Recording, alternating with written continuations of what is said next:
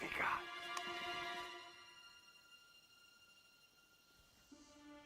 Jukes. I see someone, but I don't think they're alive.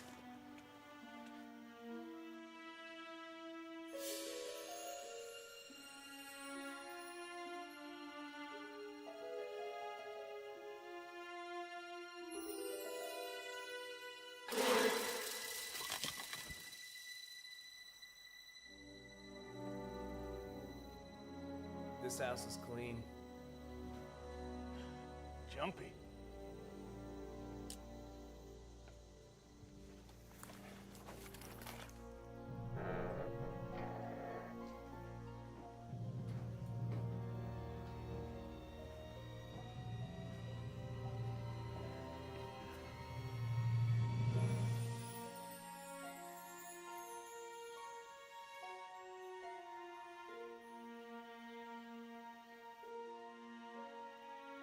Another dead zone. The only thing alive in here is the smell. They're not coming back. Well, if you're gonna ride out the apocalypse, no better way to do it than with some castles and crusades.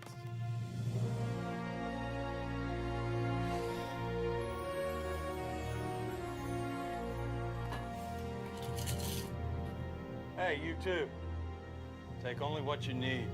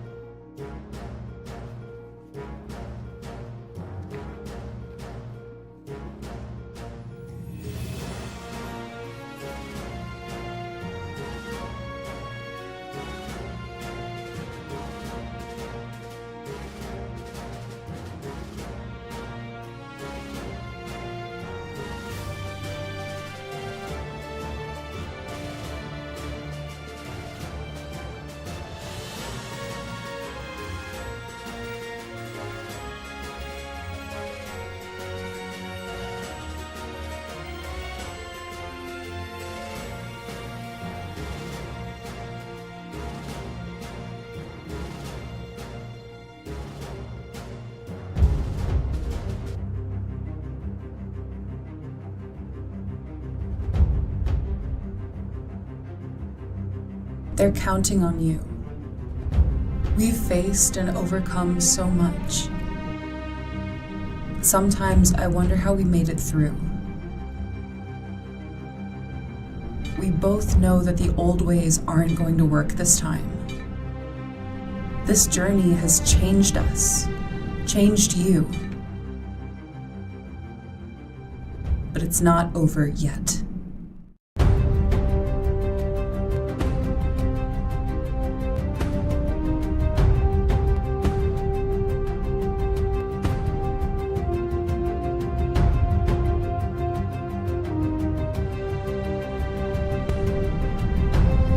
You need the right tools for the job.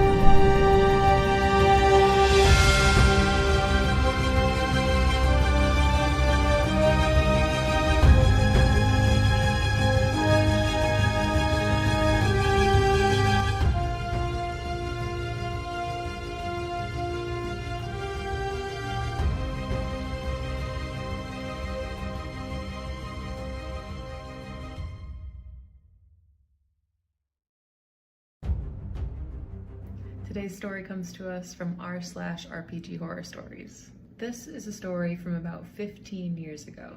I was GMing a game of Castles and Crusades.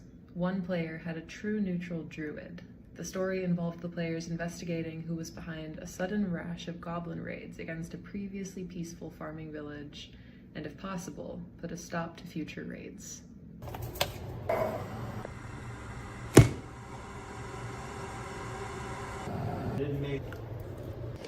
After a fight with a goblin raiding party, one goblin was still alive and had surrendered.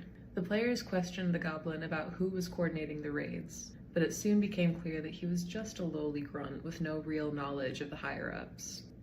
However, this is when the druid decided that he didn't believe the goblin. With the goblin tied up, he announced that he was getting his knife. "I'm going to make him talk," he said with a certain glee. He then threatened the goblin if he didn't reveal the commanding mastermind.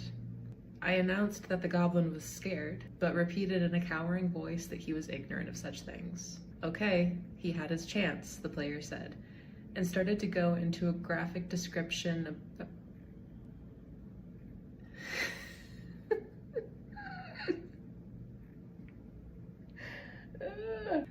I told him the goblin was screaming, but didn't reveal anything useful amidst his screams. The player, still convinced that he was hiding something, started to graphically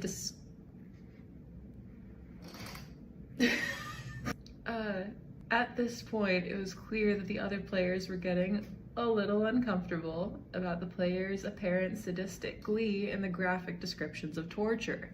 At that point, I stepped in and said, "Add evil to your alignment. By the way, an alignment change like that is going to result in you losing your druidic powers." That's when the player lost it. He said that since goblins were evil, according to the monster manual, it was okay to torture them for the greater good. Furthermore, he argued, true neutral simply meant that he could do anything, good or evil, to get the job done. Evil alignments, according to him, meant that evil acts were committed only for sheer pleasure. I stood firm and insisted that he had committed an evil act and the alignment change was justified. I then told him if we were to play any more games together, he would have to tone down the graphic torture scenes because it was creeping me out a little. That got him even angrier, and he accused me of implying that he didn't know the difference between fantasy and reality, i.e. everything in the game was just fantasy, so any content should be okay. That ended up being the last game I GM'd for the group. I ended up leaving the group not too long after for not altogether unrelated reasons.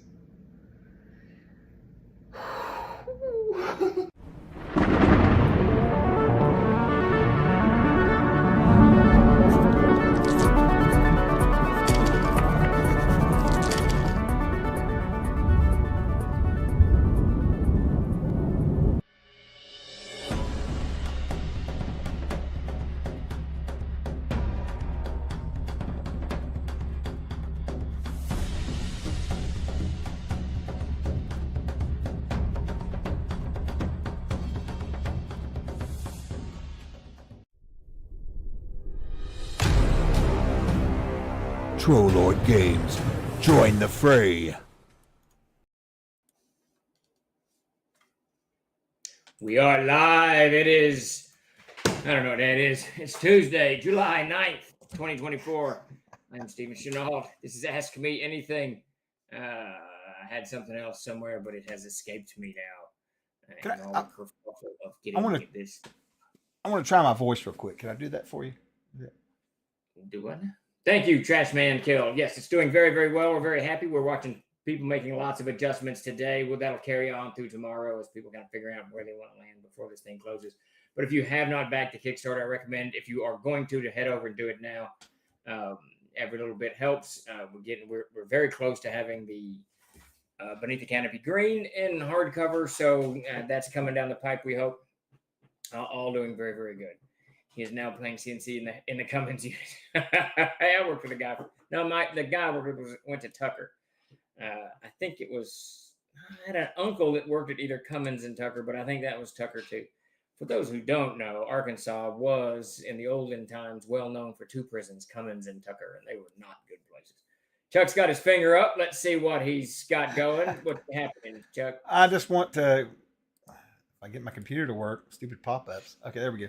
All right. Just want to welcome everybody in. Real quick, couple quick things. If you have any questions, just preface them with Cap's question so I can catch it. I'll be getting questions in the queue. We do have a giveaway going on. If you want to enter the giveaway, you must come over to twitch.tv/TrollordGames. Unfortunately, I can't do the giveaway through the interwebs to the other platforms. There is a link, though. You guys can come over and click on that link, and you can join in and then leave. We give the codes out in our Discord, so not a big deal. And I think we are good to go, Steve, if you want to hit those first couple of questions. I saw someone asked if I have seen the trailer for Gladiator 2, and I have not yet. I've seen bits and pieces of it. I think I saw some of it this morning. I kept seeing Denzel Washington in Roman garb in it. It drew my attention, but I wanted to watch the trailer later, so I hadn't actually seen it. And then there was something about a rhinoceros goring someone. I don't know if that was a clip or whatever. Gladiator is a fantastic movie. If you haven't seen it, I hope that Gladiator 2 holds up to to the hype of the Wait. original one. I was working. There's a Gladiator 2 coming out? Yeah. It better or I'll be pissed. Because that's like one of my top movies, man. Gladiator was a fantastic, absolutely fantastic movie. Especially that first little 30 minutes or 15 or 20 minutes where they're fighting in Germania. That's actually my favorite part of the whole movie. That forest. That makes sense. I get it. It is brutal and awesome though. That movie. Yeah, no, it's just absolutely perfect. So I haven't seen it, but I will, and I will probably watch the movie. I'm assuming that it is a Ridley Scott movie, and I really don't miss Ridley Scott movies. Yeah, I know. I better hope it is. I mean, I'm not sure. I haven't checked in with him lately. Is he alive? I don't know what's going on with him. Yeah, his brother committed suicide not long ago. Oh, terrible. He's still alive. Let's see. We had another question I saw floating. I got it right here. So 2 things. One, King Kothar says, "Everyone boo this man." I'm not sure what that means, but you showed up and he's telling people to boo you. I'm not sure. The next question is going to be from Lando, who bought you the drink. Question: saw a post on Twitter yesterday about Castle Zygig, Gygex. Great news. Can you share some more? Yeah, so there was some concerns on my part about the availability of what Gary called the Castle Zygig Bible, and I wanted to have eyes on that to make certain that he was feeding me the notes for Castle Zygig in the olden days. But obviously that's not going to happen. And I wanted to make sure that I had eyes on me or Luke. I talked to Luke. I really wanted Luke to do it, but he wanted me to do it. So we're making arrangements for me to get up to Wisconsin and get eyes on the Bible and get a solid copy of this so that I can stay as absolutely close to, not me, Mike's doing it. Michael Stewart, Peter Bradley we can stay, and Elizabeth Stewart will be involved too. We can stay as close as humanly possible. And I turned over a whole bunch of material to Mike today. The schematics, Gary had set the depths of each level, so I turned over that to Mike as he's going forward. We'd already finished level 2 mapping. That went over to Mike. Wow. And then the encounters for each level went over to Mike. So a whole lot of work went forward on Castle Zygig, which will put us beyond the upper works. Obviously, the upper works we're going to redo the art and covers and probably a new map. But that only carries you through level 1. And then, so work has begun on level 2. And I'm sure Mike will be working on multiple levels simultaneously. Peter Bradley will have a little bit of time cleared on his docket when he gets Armory laid out. And that we hope to get a preview out this evening or in the morning, probably in the morning, because he's wrapping that up. And then he can shift some of his focus to Castle Zygig as we get closer and closer. What's the next one? Let me get it. Did Lando get me a Dr. Pepper? He did, of course. He was Johnny on the spot this morning. Or this afternoon. He was the first person in the channel. Waiting. Let's see. I'm not sure if this is Finn or not. Would Finn be coming by here? I don't know if that's Finn or Thank not. you, Maybe Lando. someone different. All right, so let's see. Finn Arvin says. Finnerman used to do the cartoon things for the old Crusader magazine. Oh, okay. Well, then there you go. It's not the Finn. I know that. Checking in, but unable to stay long enough for the raffle. Try to have the best content in the first few minutes today. Thanks. That's pretty funny. Well, Finnerman, since you made the comment, the best content is already on the deck. So, and Finn, I tell you what, here we go. I'm gonna back it up with another one. A very important question from Rick Montel. Having just showered, is there any chance we can get some TLG CNC bath towels in the store? That's a great idea. We need like the robe, the towels, some soap. Be fantastic. The whole thing. That's what it is. All right. Next, Chuck was making some wild gesticulations. I'm not sure what that was about. Jennifer, give us a shout. Let's see if we can pick that up. There you go. I know we had some in the hopper that never got published, and I know you had done some more. But there you go. Yeah, give us a shout. Product support. Emails at product support. Yeah, there you go. I don't want you to have to push any buttons when you're doing this. So. The young lady who ate all of my hibiscus flowers is in the backyard.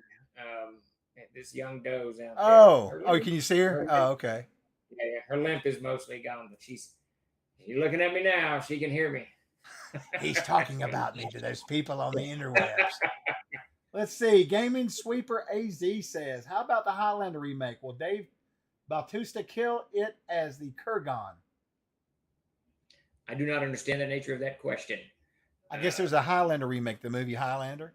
And Oh, is there really? Yeah, and he's asking if Dave Bautista would be really good as the Kurgan. Man, I gotta look all this up real quick. I didn't know. Yeah, I did not know about.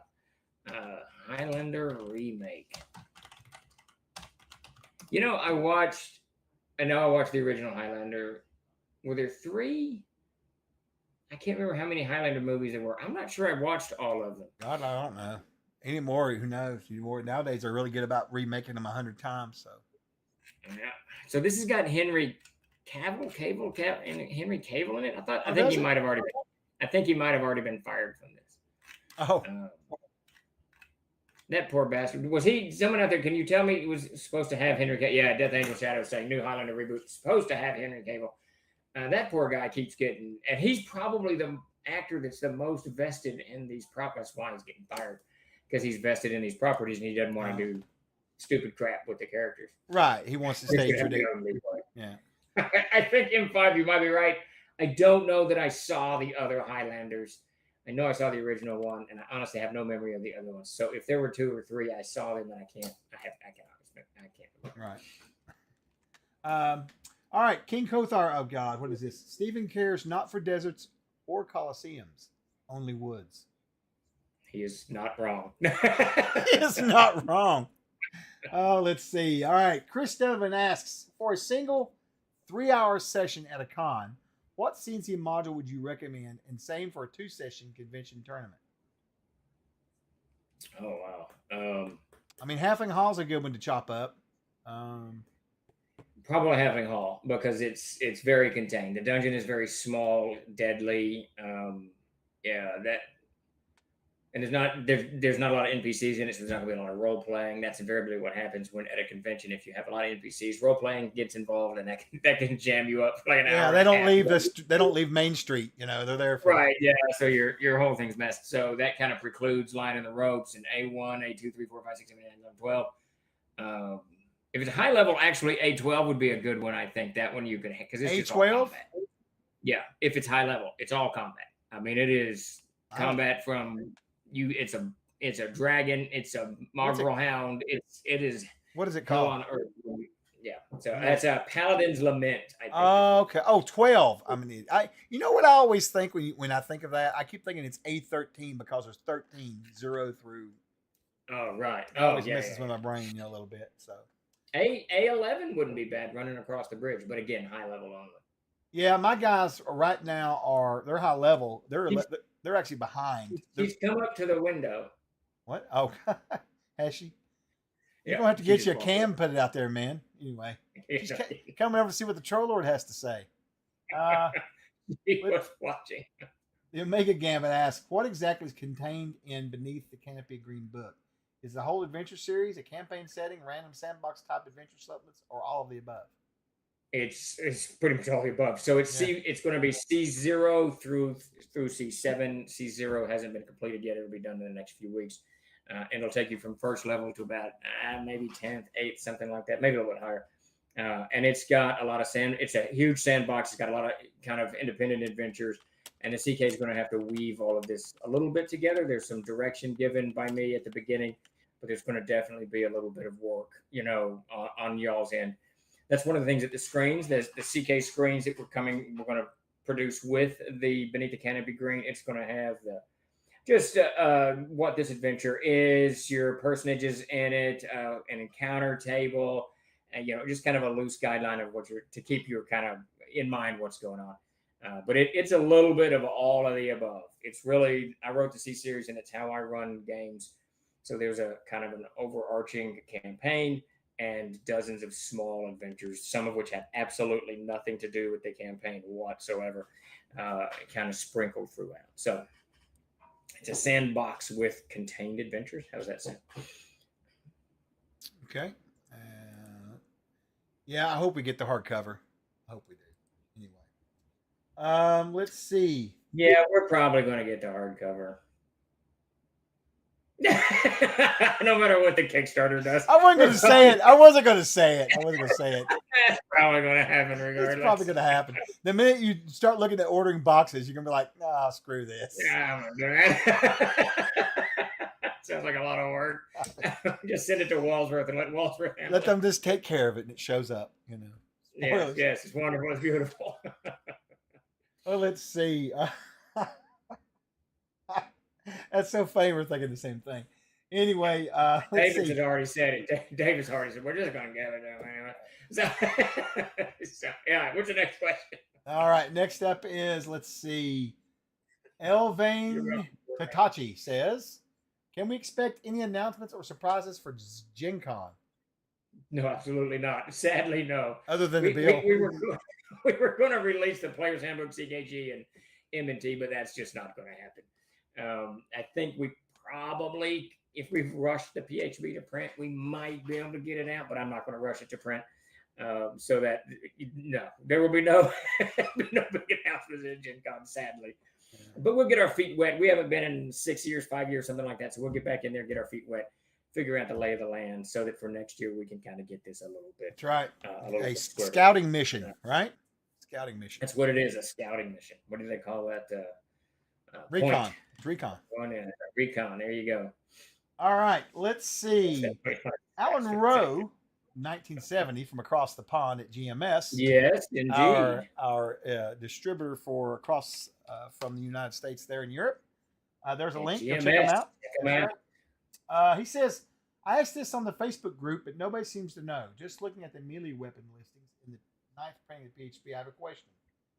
Is the club really the most powerful weapon? No, he didn't say that. There's a footnote that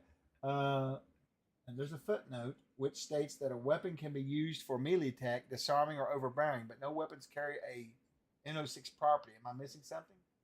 It says there's a footnote number 6, which states number 6 in the footnotes. Oh wow, I have to check that out. Yeah, I don't know. That's might be. Somebody sent me something. Somebody emailed me something about the screen too. They found wrong with it today. Yeah, I fixed one of those footnotes this morning.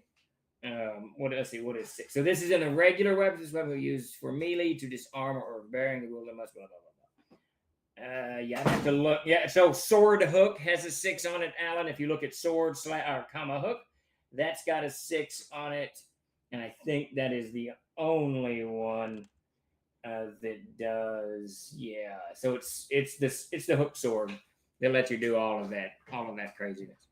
Now, while Alan is double checking me, I want to say that, and that's in the 9th printing. I will double check and make sure the 10th printing holds true to that.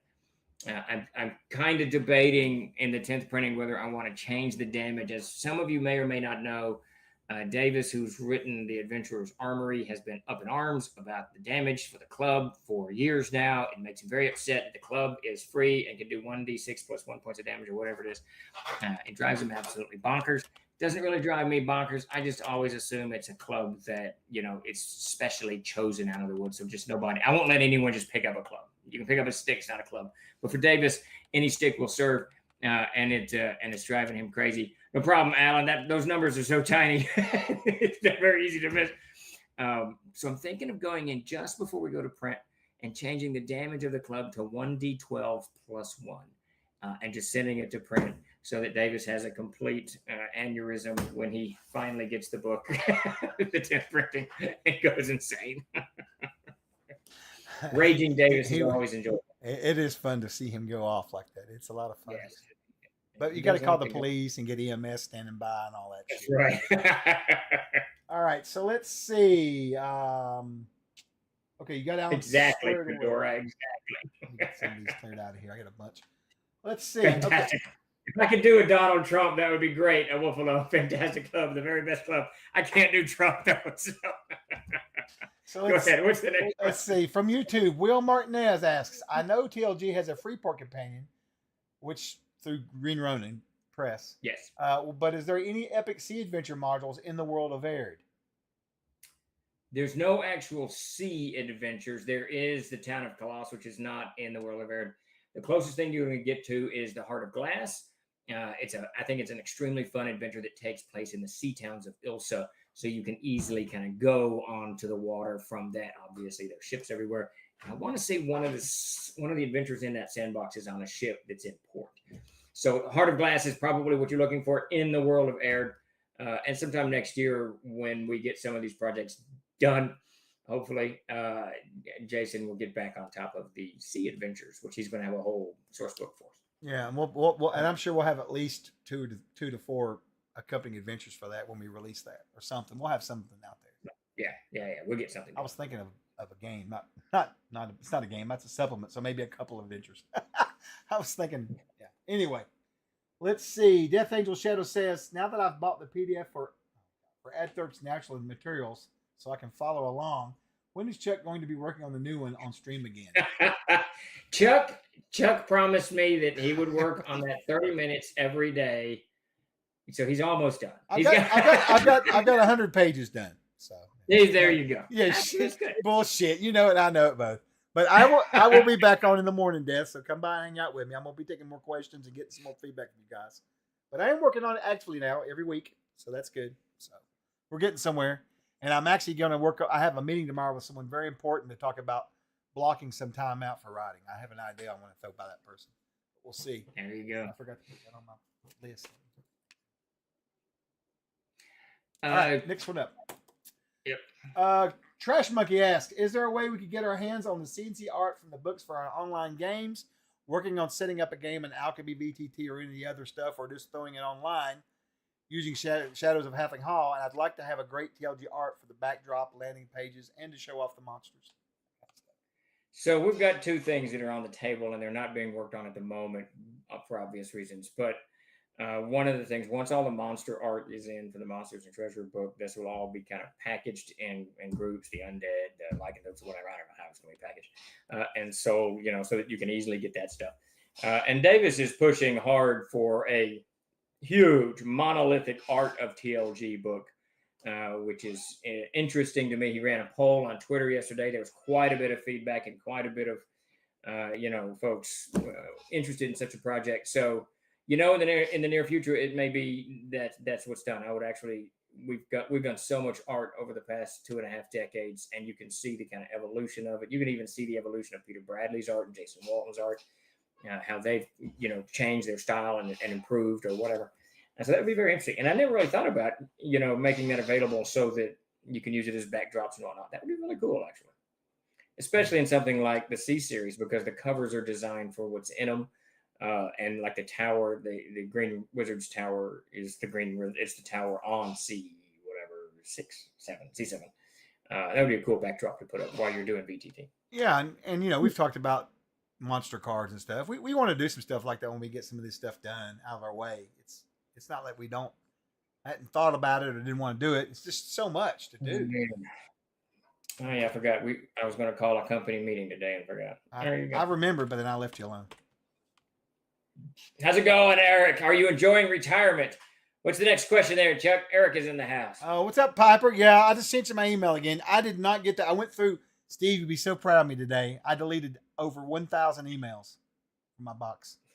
Yes. There's nothing in there now. Nothing. I got rid of it. I went and Excellent. cleaned it all out where I've been out sick. I've been behind. I just went in and said, screw it. But I did not see your email. Start over. Yeah. Let it start over. Let it start over. Let's see. Okay. Death Angel Shadow says, no, I already read that. Gaming Trash Monkey asks, is there a way we can, I'm way behind. Let me erase all these right here. Sorry. Slipping. Razkal asks, what edition of D&D does CNC play like rules-wise? Oh, that's a really good question.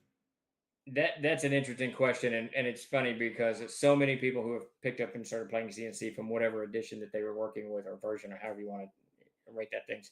I found that it was interesting. If you liked second edition, it played the most like second edition. If you liked AD&D, it played the most like AD&D. It was very interesting. I've not played fifth or fourth. The last one I actually played was third edition. I played a little bit of second, a little bit of third, and by a little bit, I mean a little bit. I would say the spirit is closest to AD&D, probably only because it's not codified. And a lot of the stuff in AD&D was just not codified. I talk about this quite a bit, that in the 70s and 80s, and I'm not trying to do that woe begone day, oh man, me, whatever. It was just different. There were no resources for to figure out what we were supposed to do with this game. Yeah. We had these books, and you read the rules, and some of it made sense, some of it didn't in the context of war games, which a lot of us were doing, and then you just started doing stuff. And so I was going to say there was, that the rules were so light. We really just made our own shit up. there just wasn't, and there was no direction. We could write letters, and then when the Dragon magazine became a little bit more prevalent, you could read. And that letter column, it's funny how valuable that letter column was, because questions were asked by someone from way over there that you said, oh yeah, that's a good question, and then TSR would address it. But there's only like 20 letters or whatever it is in the letter column. I remember But that. so AD&D in spirit, and I don't know if this is what Gary and crew intended. I cannot go that far, but in spirit, it was kind of this open-ended rule set. So we changed and adjusted and whatever. And Castles and Crusades has that spirit, because I firmly believe that Chuck DMs differently than I DM differently than Wolf Alone DMs differently than everybody else DMs differently. It's the same game, but it's always a little bit different. So I think giving the game master, in our case the CK, that kind of latitude and freedom to take this rule set and kind of adjust and squeeze and change, or use it in different circumstances, I think is the way to go, because it encourages your own kind of game development. I don't mean that as game design crap, but I want my game to feel like this, so I'm going to run it like this. And the Siege Engine is so ridiculously versatile that it allows you to do that. And the same goes for the players, because that same kind of lack of rules that the DM had back with AD&D, it played with the players too. A lot of that stuff wasn't super clear, or it didn't cover everything. So you just started kind of, adjusting or whatever it was. So I think AD&D, but honestly, 5th edition, there's probably some heavy resemblances to 5th edition, because they borrowed heavily to create their own attribute check system. They borrowed from the Siege Engine. So, I mean, that certainly is going to play over into it. Of course, they complicated it with skills and feats and all that, which, whatever, that's, whatever you want to do. But so I don't know. It's a hard question to answer, because I think it plays by the one you like the most. If you've got time, come by the channel tomorrow afternoon. We're going to run a really quick 1 hour game. You can see what it looks like to watch you play it if you've got time. And I'll be running a game this weekend on Saturday on the channel as well. So you can always come over and watch it too. Alan Rowe. Yeah, it's very interesting. There's a spirit to it, I think, and I don't want that to sound like, AD&D is the best. It's not. AD&D is AD&D. Second edition is second edition. Third edition is third edition. These are different games that kind of have the same root system. But when we created Castles and Crusades and when the Siege Engine, the only thing I asked of Mac and Davis is that the game give me latitude as a GM to do stuff and let the players, to have a way for the players to do whatever. And they did that. They did that like crazy. And I think it shows. And I think that once people start playing CNC, after it takes a couple games, I'm going to be honest with you, it takes 2 or 3 games to kind of figure out what this monster is. It starts playing. Yeah, you have to get your mind wrapped around it that it's a canvas for you to paint on. Yeah, you really do. It's not Monopoly. Nope. You know what I mean? Nope. Yeah. So it's what's the next? All right. So anyway, we've got Chris Donovan asks, what other modules? Oh, this is going to be an interesting question. I'm going to watch the look on your face. What other modules go with Damon Height Bridge and Thorns for Beer? And what is the letter designation and name for that series? I've never heard of either one of those publications in my entire life. I remember them both. I don't remember where they appear, though. Are those single adventures that popped out for $1, or are those in S4, S3, S6, one of those things? Chris, you'll have to answer me there before I can answer your question. Or are those the stories in Uric and Ava? I don't think they are. The Diamond Height Bridge, of course, that goes over the Powder River and the Darkenfold. That and the Thorns for Beer. I actually can't remember what that adventure is about. There's 3 adventures that I did. I swear those are dollar adventures. You're gonna have to give me some direction on that, Chris. What's the next question? We're good. We're caught up. But what's the dollar adventures? That's what I want to know about. So we did. We've done this at least 3 times in the course of 25 years. We've released a series of adventures that were just PDF only and 99 cents. The first ones were encounters or something. Davis wrote like the Orc Encounter. We've got them all over the place. And then I wrote a bunch of small ones.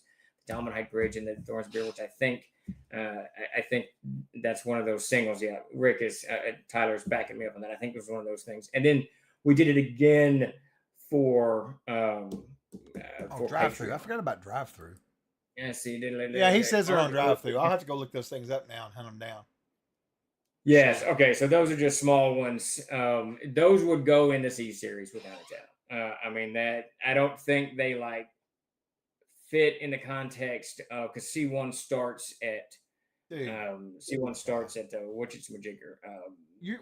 So what you're telling me is we could have done a stretch goal for a random PDF bundle of small adventures for the C series that go along with the Canopy Green. Yeah, there's like 3 or 4 of them. Yeah, we can still do it, man. Let's do it. Let's do it. Let's get it to 165 now. But I don't think they go in the. They don't have any particular order, do they? Yeah, I don't think they like fit. You know, I don't think. I'd have to look. It's been a while since I looked at this.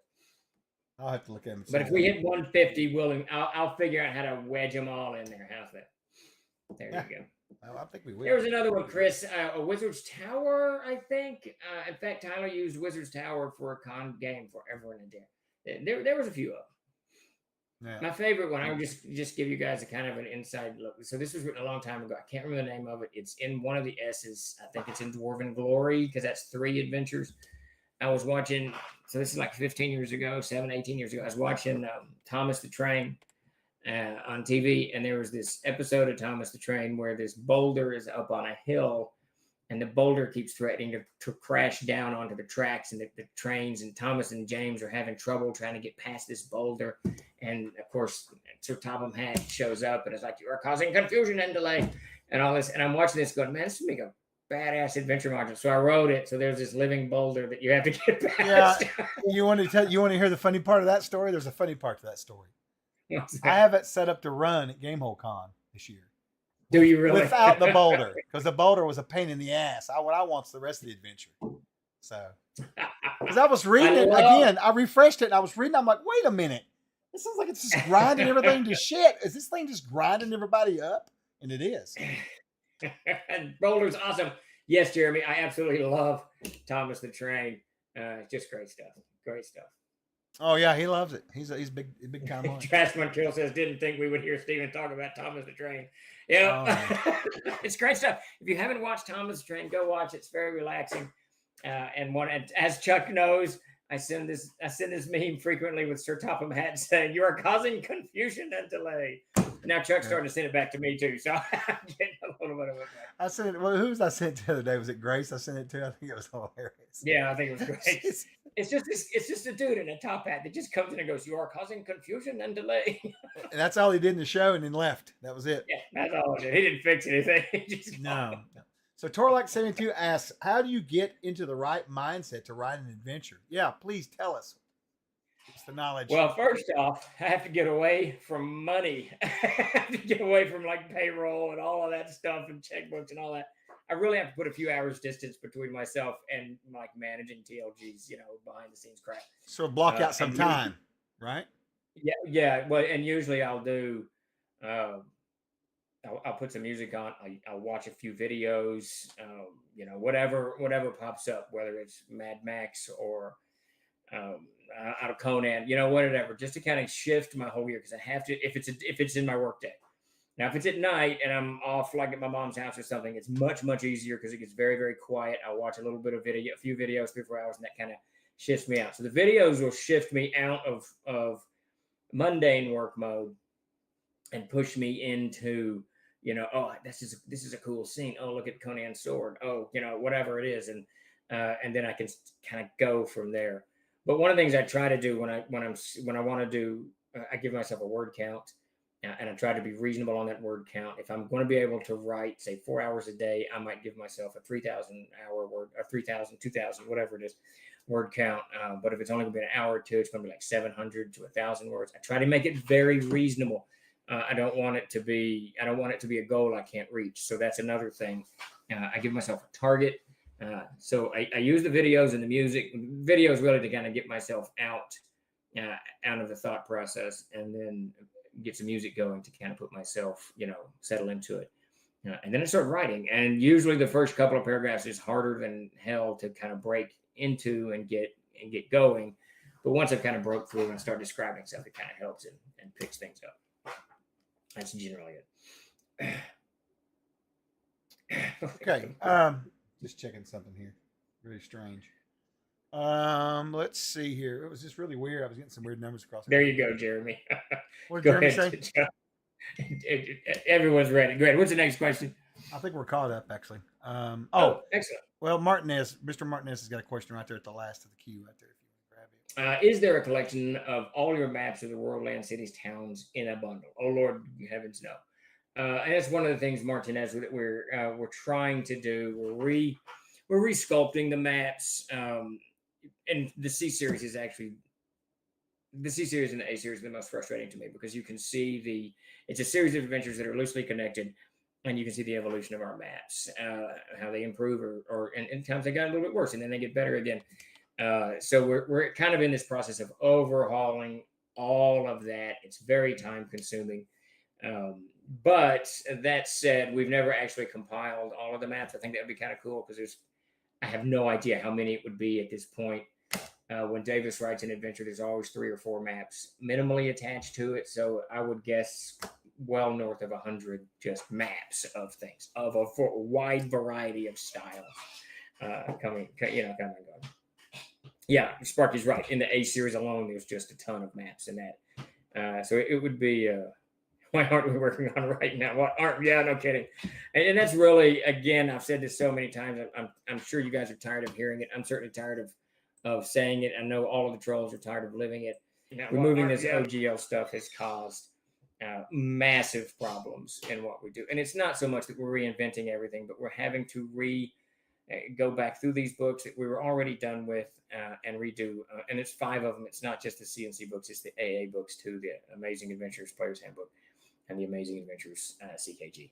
And we're wrapping them all up. I mean, literally, they're mostly done. The AA PHB is done. The AA CKG I'll have done. Peter did the most of it. I'm going back through and kind of, just kind of mopping up. And that'll be done by Friday. PHB's done. The CKG's done. The M&T's just still got a ways to go. But it's just these things that are constantly, that resurface. And it's very distracting from doing stuff.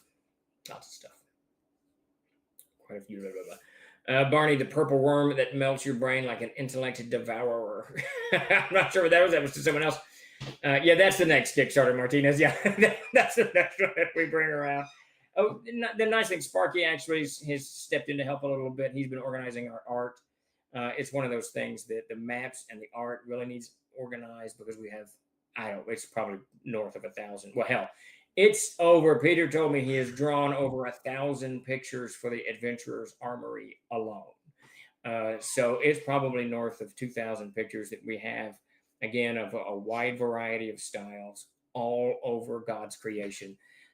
And we've been slowly kind of feeding books to Sparky so he can pull them out, save them in TIFFs and JPEGs, and get them to where we can view them. One of the biggest problems with organizing the arts and the maps is all of these things are in PSD files. Now, I think you can download or buy the software, but I can't look at a PSD file unless I open it in Photoshop. And there's another Photoshop program, and Adobe is not a friendly program anymore. So just finding art is an issue. Finding the maps is an issue. We have to open it and save it. And that's sort of what Sparky's on. Yeah, Sparky. Yeah, it's a lot. And I can't even remember what I've sent you. So it's just a big mess. It's just a giant mess. All right. What, any more questions while I rambled on like an idiot? Yeah, that's fine. Death Angel Shadow asks, there's an overview chart. Is there an overview flow chart for modules and suggested sequences, perhaps by level? No, there is in my head. I can kind of tell you what everything is. And it's been on our list for a very long time to place all of these adventures in the world of Aird so that people can see them and see what they are. The closest you're going to come to for something like that is on World Anvil, where I believe Tim Burns was working on all that, kind of bringing it together. I will say this: we're probably fixing to hire someone more to come into the offices, physically in the offices with me, not remote work, but to help kind of Stem has died. Yeah, Sparky, if you could do that, would be fantastic. That'd be absolutely great. That'd be great. Honestly, Sparky, let's talk email afterwards. It's one of those things that that is one of those things, like the maps and the art and everything else that, had. It's not even that I didn't know TLG wouldn't make it. That's not an accurate statement. There was at no point, at only 2 points in the company's history have I moved to shut the company down. Otherwise, I knew it was going to make it. But it really is an organizational thing, and learning how to organize this stuff and a time constraints. The biggest thing is always time constraints. I have to stop and reorganize things, but since everything kind of comes through me, that over 25 years, we once had them on a cloud, so it was stored differently on the cloud. We used to name them this way. Now we name them this way. InDesign, we went from PageMaker to InDesign, and to now whatever it is now. I think it's Creative Suite. I don't know what the hell it is, but so there's just all kinds of that should have been done in the beginning, but we've gone from paper to digital back to whatever. But I don't know where our next AI. I don't know what's going on. Should have been organized better, wasn't. There you go. Any more questions float in there? Yeah, the Omega Gamut asks, who's your favorite narrator? Who's your favorite narrator of the Thomas and Friends? Ringo Starr, Michael Angelis, George Carlin, Alex Baldwin, Michael Brandon, Pierce Brosnan, or Mark Morgan? Okay, so I'm going to be able to answer that. I'm going to have to see that list again. It's Ringo Starr. Ringo Starr was the best. I'm like 90. It was either I'm sorry, George Carlin or Ringo Starr. Those were my favorite. Alec Baldwin did a great job, but George Carlin's were really good, and I think he did the very, very first Thomas the Trains. I think it may have been Ringo Starr, but Ringo and George Carlin's were the best. George, he didn't have his normal sarcasm involved. He just had a really good voice, and it was just enough gravel in it that makes you think of Grandpa. So it was some good stuff. See, Chris asks, are you going to check out the Arkansas Renaissance Festival near Damascus next month? Maybe. I might go up. It kind of depends on the fallout from Gen Con. Ringo was the original. Okay, yeah. So, and it may be Ringo that I'm thinking of, but I vaguely remember really enjoying George Carlin. Who's the one that appeared in the Christmas special? That was. You travel a world that I have not. Other than Peter Fonda, I think, appeared in the Christmas special. It's awesome. Really? Everybody should watch Thomas the Train and SpongeBob SquarePants. I'm a huge fan of SpongeBob SquarePants. But I want to point out to everybody, I don't think I'm going to be able to make it. I've been on the road just too much. But the MUFON Symposium is in Dallas, Texas this weekend, and this coming weekend, the 11th, 12th, and 13th. So you can go down, and they're focusing on metals from outer space. Metals that don't belong. So if you want to go to the MUFON Symposium, it's a big deal. Go down, check that out. I might be there Saturday. It is unlikely, but I might head down to the MUFON Symposium. When is it supposed to be? MUFON is a mutual UFO network. It's been around since the 70s, I think. And they do a symposium every year. Last year it was in Denver. This year it's in Dallas. And it's the aliens. It's the UFO, man. What date is it, though? I just need to know.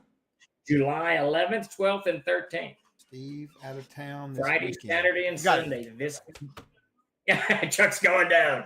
Chuck's going to go down.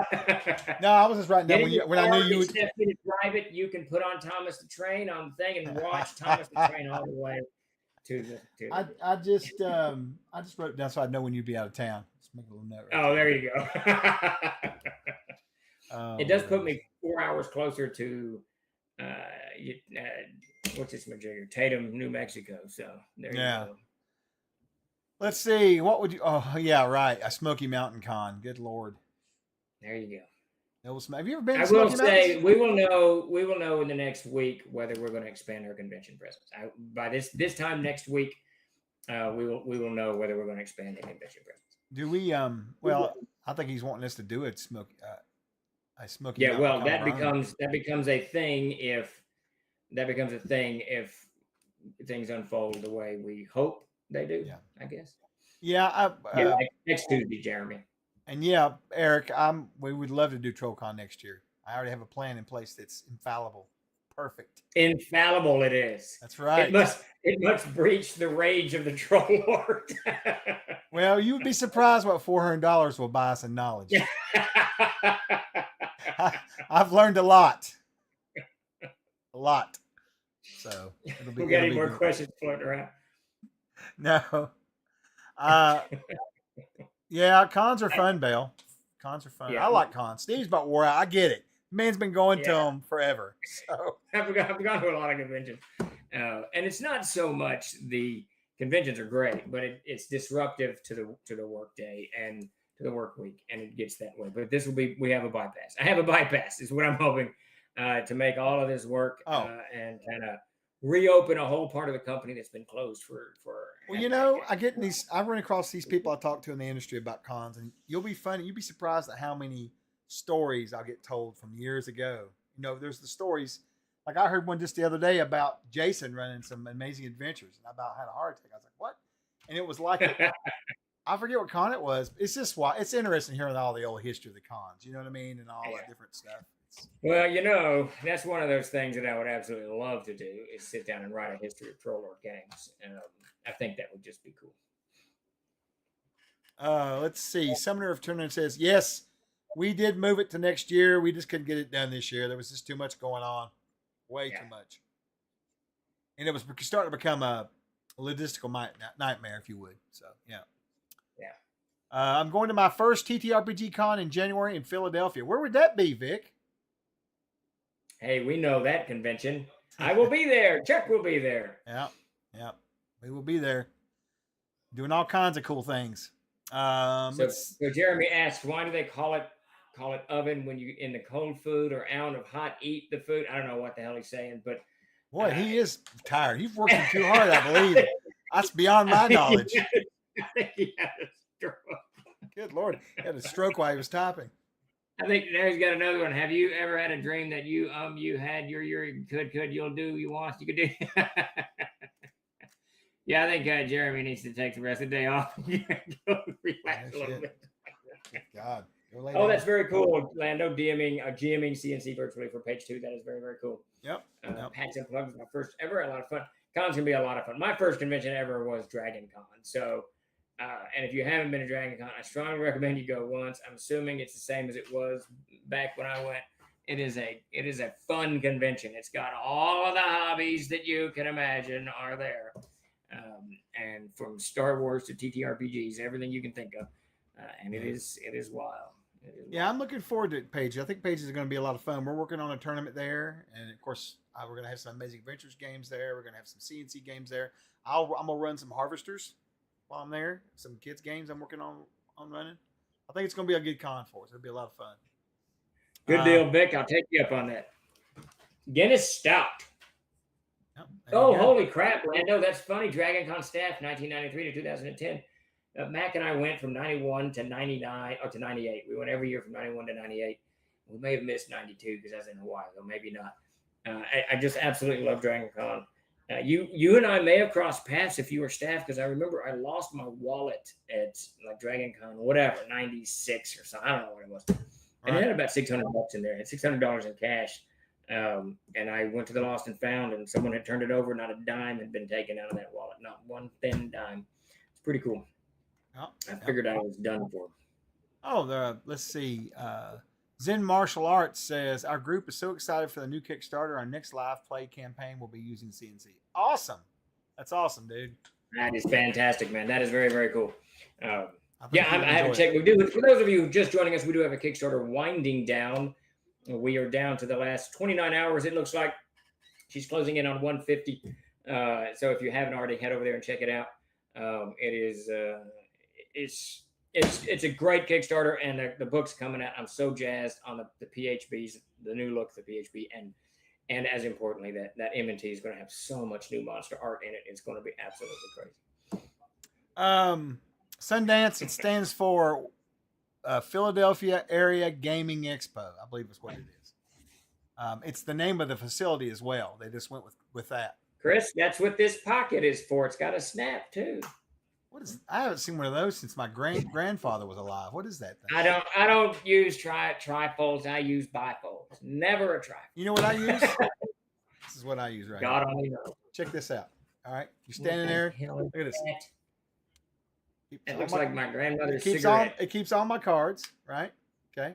Yeah. The money clip as well. He's got some computerized. No, it's thing not going on. computerized. It's just they You just know, someone. it's like a calculator. There's no need. We don't carry cash anymore, so it's like Oh well. I keep trying to go back to cash. I keep going to the bank and taking cash out, but milk is like $15 a gallon, so I can't keep up with it.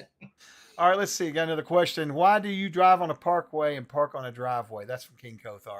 You don't even have to answer that if you don't want Well, to. Jeremy knows the answer to these questions. We purposely made English difficult to speak so people wouldn't be able to speak it. That's just, only the really motivated are going to learn how to speak English. That's what we did. Thank you. There you go. Qantas says yes. Awesome Kickstarter. Yes, thank you, Qantas. Let's see. We are doing. Oh, question. Are we going to do any type of closing live stream for the Kickstarter? Well, we've got the game Yes. plan tomorrow. We'll probably get on there. I don't think we'll be on there at midnight, but we'll probably do something tomorrow evening. We might be on there at midnight. I've been percolating. Have you? I got an idea of percolating. All right. Well, there's nothing wrong with that. That's good. We'll see. I might be the only one awake, but we'll see. Let's see. Question: Will the Reforged? Will the Reforged core books maintain the Trampier homage cover art? Yes, absolutely. Those are going to be on. I haven't 100% decided yet. We've had a few requests that there be some kind of distinguishing art, and I think what I'm going to do. I haven't run this by the crew yet, but I think I'm going to put the 25-year 2020 patch on the cover of this printing down in the corner, so people can look at it and immediately know this is the 10th printing. This is the new one. Might not be silver, but I'll be there. There you go, Death Angel. That's the best way. Now, are you talking Troll about? Lord After Dark on the Are Playboy you channel. talking about this? So, yeah, we need to talk about that. That's an interesting thought. Yeah. So, Eric Piper Not yet, asks, Eric. Okay. Eric, there's not yet, but trust me that it will be fantastic. It'll be very similar to, not similar, but in the same drawer as the ones that we've done in the past with all of the embroidery on the side and the whole nine yards. Yeah. I don't know what's going on with my desk. Yeah, because I had actually thought about putting a little disc on the upper left, but the patch actually makes more sense, Steve. Yeah, kind of like the patch. So this is how they've been traditionally looking, Right. and we will do more. It'll have more scroll work and whatnot than that has. Good What deal. the hell? The 25-year patch would be awesome to have on the covers, even on the back, somewhere on the books. Yeah, I agree 100%. And that's also a clever way of identifying it for what it is. You know what I mean? Yeah, I kind of like it. We mulled over doing an AD&D. I can't believe that I didn't think about putting that patch up there as an example. That's good. It's a good idea. Real good idea. Of course, it's a good idea. I had it. That's why you get paid the big bucks. They are Qantas, and yes, someone else, Marshall. Very, very happy with those leathers in the past. They've turned out very, very nice. Walsworth does a fantastic job, and They're beautiful. They of course have hubs on the spine, the whole 9 yards. I'm a huge kind of book nut, so we try to make me at least happy with what the book's going to look like. I was shopping for alien books last night, trying to find a hardcover book of the old 1956 Flying Saucers, 1953 Flying Saucers, the book that started it all. 10th printing, Sparky. The Reforged PHB will be the 10th printing. The 9th is out. Yes, the 9th is out now. For those of you who don't know, when you're trying to determine what printing your book is, 80101 or 09, whatever that says, that's the 9th printing. The first printing is 8010. The second printing is 80102, and those so far down the line. And then 10th printing will be 80110. Yes, I think. Yeah, right. Did I do that right? I can't remember. We need TLG varsity jackets. What I really like to do is get some jean jackets that we can put some patches on. I think TLG jean jackets would be absolutely cool. Then we all can just wear denim wherever we go. All those people playing Castle Sets could wear denim to Gen Con. How cool would that be? And then we could get in fights. Bam, bam, bam. It'd be like we could get like the 1950s. What is the movie, the musical where they're snapping? West Side Story. I was thinking Warriors, but yeah, okay. Warriors. That's even better. That's better than West Side Story. Trolls, come out. Yeah. Clink, clink, clink. That was awesome. Awesome.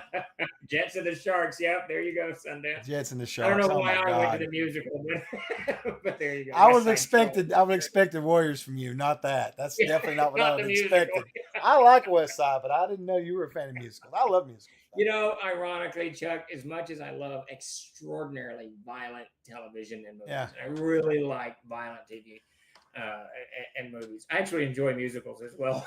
I Just really did not enjoy know musicals. that. You are all over the place, aren't you? Oh. Grease is a fantastic soundtrack. What is the other? My Fair Lady is fantastic. There's just some good stuff. Spocktavian says we're wild. Yeah, you got that right. You got that right. We're all over the place, from Thomas the Train to the Warriors to the Sound of Music. Good Lord. It is a troll lord world without a doubt. It is a troll world. I say I don't like musicals, but I know maybe that's it. Wolf Alone. I know them all. It's like these damn John Wayne movies and Clint Eastwood movies. I sit down and I'll watch one. I'm like, I know I've seen this. I know I didn't go to the movies in 1962 because I wasn't born, but I know I've seen it. I have no memory of watching it, but I've definitely seen it. I'm singing in the barrel of rain. Yes, that's if you're down in Texas, you certainly. We got a lot last night up here, but I think you've got the wash down there. When you're a troll all the way from your first cigarette to your last dying day. Yes, Vic Danger. I'm sure that's from a movie, but I love it. Yes, the Grease soundtrack. I met leaving Newton-John in 2004. Oh, man. Oh, let's get physical. Not you and me, Tyler. Didn't mean to go that far. But Olivia Newton-John is one of my all-time favorite singers. She is absolutely. Her voice is like a little moment from heaven. Absolutely is. So it's from West Side Story. I'm going to track that down, Big Danger. That is very cool. Now I have a vision of Thomas, the tank engine, literally off the rails and kicking ass. That would be the thing. Put him in a denim jacket. Let him go. Man, I love Thomas the Tank Engine. And there's also SpongeBob. You got to go watch SpongeBob. And I don't know if I made this reference before, but my favorite SpongeBob episode, it's a dream sequence. And Patrick, who's my favorite character, SpongeBob gets into his dream, and Patrick is, I guess he's under a clamshell or something. They lift the clamshell. And Patrick is sitting there on one of those, spring horses that you see in front of gas stations, or you used to see in front of gas stations. That goes, and Patrick is just riding this little horse, and it's got a slot machine for the quarter. And then his horse stops, and SpongeBob is just staring at him.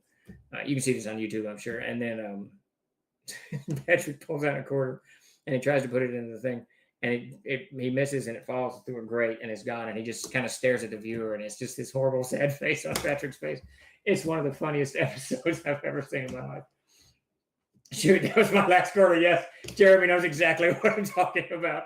An absolutely fantastic episode. I installed a register in that Pineapple Under the Sea at Universal Studios in Orlando. Yeah, everybody knows this. This is SpongeBob.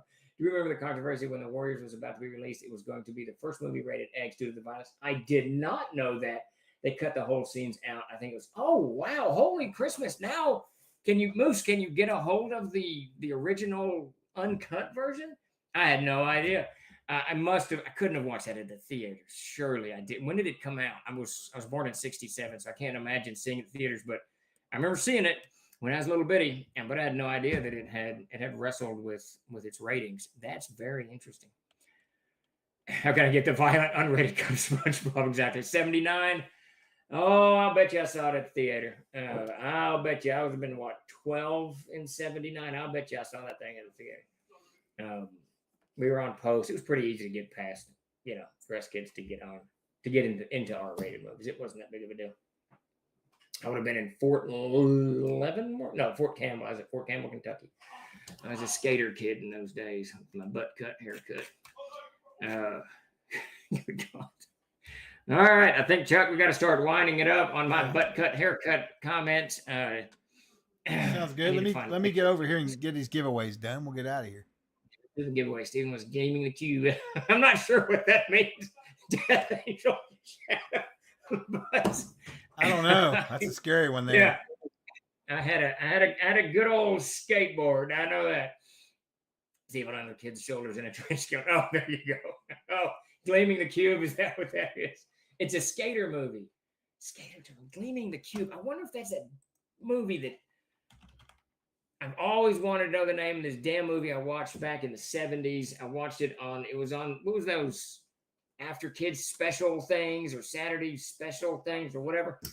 All I remember about it, there was a there was a neighborhood. That was my music. There was a neighborhood that was like being built or abandoned, and all these skater kids gathered in it, and they were smoking pot and just getting into trouble and stuff. I cannot remember the name of that damn movie.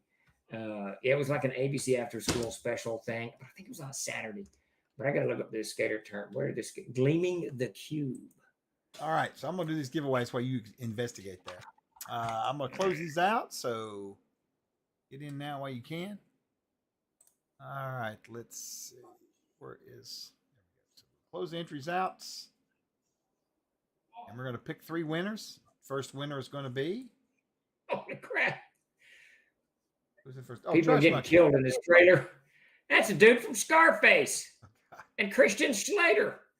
Look at that. So Trash Monkey, congrats, Trash Monkey. Just go to the Discord. You know the drill on that one, buddy. We give away our codes in the Discord. Just join with that line right there. Next up is Ray Tails. Hey, Ray. Good to see you. There you go. And then next, but last but not least, is going to be... Oh, Torlock. Well, we'll pick another one besides Torlock. What did Torlock do? Why didn't he get Torlock's in trouble, so he's not good. Oh, okay, there you go. So there you go. Death Angel's the last winner. I'm sure Torlock's I'm not sure I saw Lords of Darktown. It sounds very. I'm looking at it right now. Probably did see it. Todd and I went to almost any movie that came out in those days. But this other one, this Gleaming the Cube, I know I didn't see. I'll have to. So it's called Gleaming the Cube. Yeah, I was in college and I didn't have any money in those days, so it was a hard day. Yeah, I'm not. Good day. I'm not 100% sure. I've not heard of that either in myself. Actually, that's a new one on me. But I think that is it. Congratulations to everybody who won. We're going to wind down here, and Chuck will be back in the morning, and we'll do some kind of probably game stream tomorrow afternoon, early evening, and then again. I think we'll be on late night with the troll after hours, whatever they call it, and we'll see how it kind of winds down. Thank you, Alan. I think we're closing in on 150. Looks like we should surely get there in the next few hours.